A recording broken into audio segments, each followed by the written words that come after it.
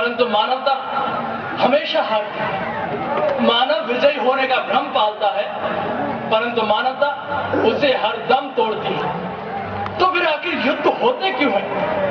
क्यों दो मानव परस्पर एक दूसरे के दुश्मन होकर लड़ते झगड़ते हैं, मर मिटते हैं? आखिर क्यों? क्या युद्ध ही समस्याओं से निपटने का एकमात्र समाधान है? क्या इसके अलावा और कोई समाधान नहीं? इन्हीं प्रश्नों को इंगित करता ये एकलनाट प्रहरी भारत पाकिस्तान के उन सभी शहीदों को समर्पित जो सियासी माहौल के चलते शहीद हो जाते हैं। तो लीजिए, प्रस्तुत है प्रहरी। धन्यवाद।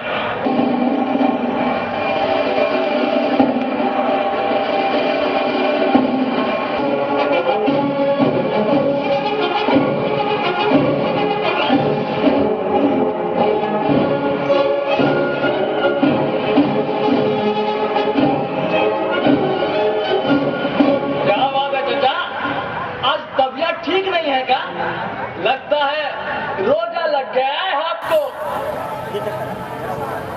नहीं बरखुरदार, दिल को अच्छा महसूस नहीं हो रहा।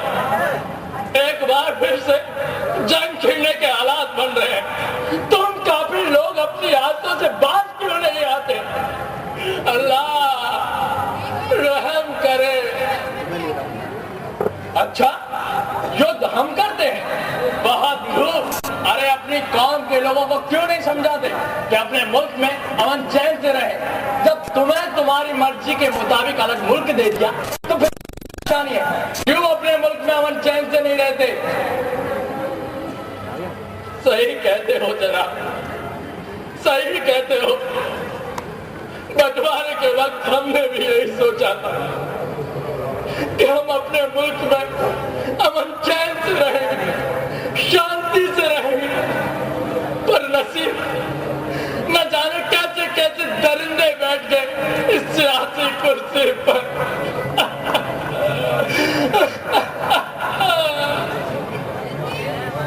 क्या बात है चाचा, आपकी आंखों में आंसू? हारने का डर जता रहा है या मौत से घबरा गए हो? नहीं मैं खुरदार, इस्लाम की इबादत करने वाले मौत से नहीं घबराते, नहीं घबराते। कुरान पाक में साफ साफ लिखा है कि मौत का स्वाद हर एक को चखना है। अब अल्लाह की मर्जी है कि वो उसे कैसी कबूल करता है। बहुत खूब चाचा, तुम्हें तो मौलवी होना चाहिए था। कहाँ खामखा इस फौज में आ गए? जनाब, मजहब कभी इंसानों को आपस में लड़ने की इजाजत नहीं देता। ये तो ये फिरका परस्त लोगों की साजिश है, और क्या। और हमारे जैसे नुमाइंदे जो इनका मोहरा बन जाते हैं। वाह चाचा, लेकिन ये बात अपने देश वालों को क्यों नहीं समझाते? क्यों उन्हें नहीं समझाते कि अपने मुल्क में अमन चैन से रहे और ये लड़ाई झगड़ा छोड़कर अपने देश के हालात पर ध्यान दें तो ज्यादा ठीक रहेगा। वजह फरमा रहे हो मियां, वजह फरमा रहे हो। लगता है मेरी नमाज का वक्त हो गया।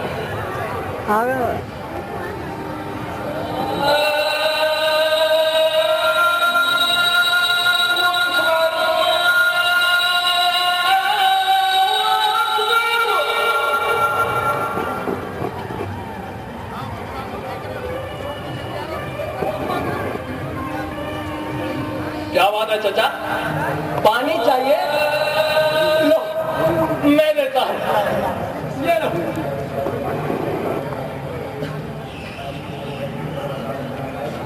गंगा जल भरा है इसमें? गंगा जल? अरे मियां, आप तो उसकी नियामत है, उसके रहमो करम पर बरसता है। ये तो हमारे जैसे लोग हैं जो इसे न जाने कौन कौन से नाम देकर बांट देते हैं। गंगा जल भरा है।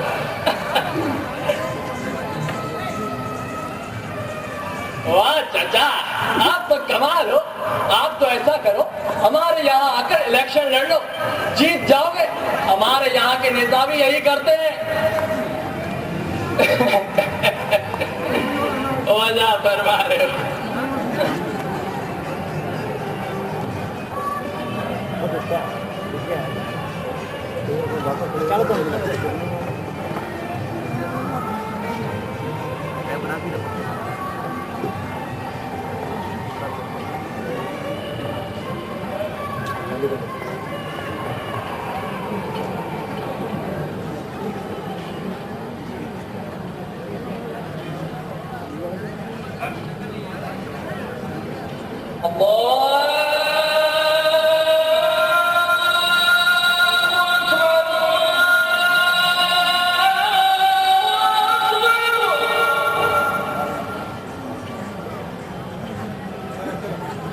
अमित भाई,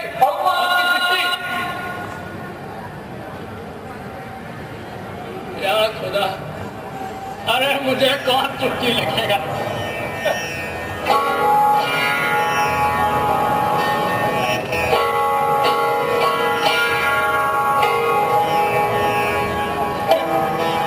मेरी बेटी शगुफ्ता की चिट्ठी है।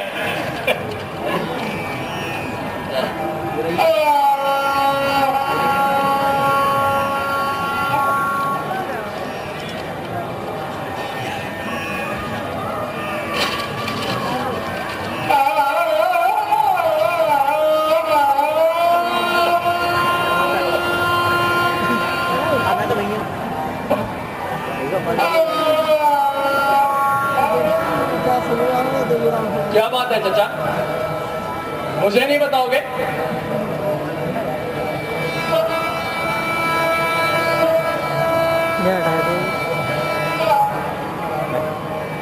मैं भी देखिए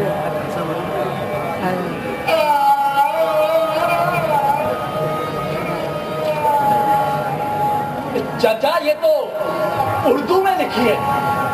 अब भला मैं कैसे पढ़ पाऊंगा? आप ही बता दो। ये लो।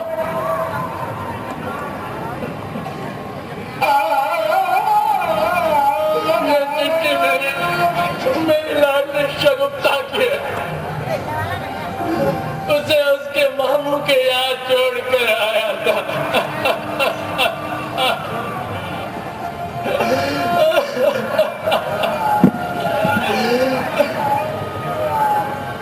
चाचा, धीरज रखो, भगवान सब ठीक करेगा।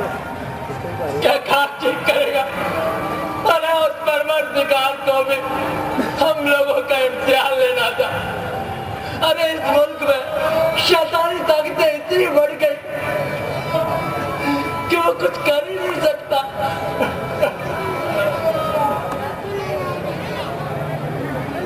चाचा, फिर भी हुआ क्या? बताओ तो सही, क्या हुआ शगुफ्ता को?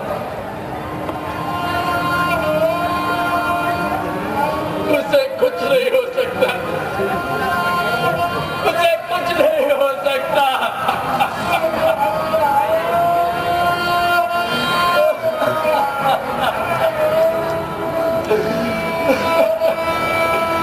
लिखती है,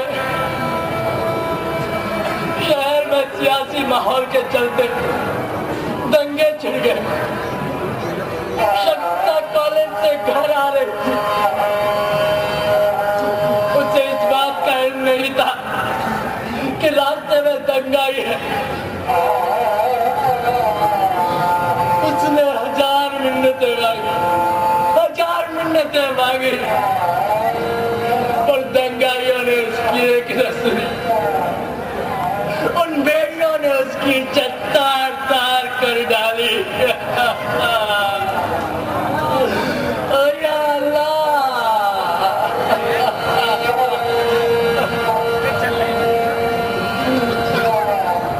पुलिस 2 घंटे बाद पहुंची। तब तक दंगाई भाग चुके थे।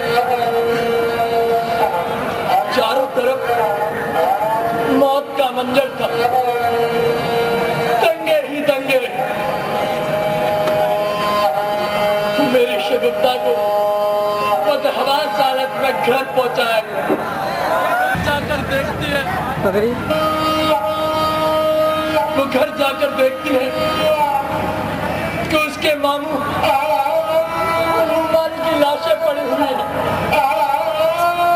छोटी बहन रुखसाना और आरिफ को बंके से लटका कर मार डाला गया।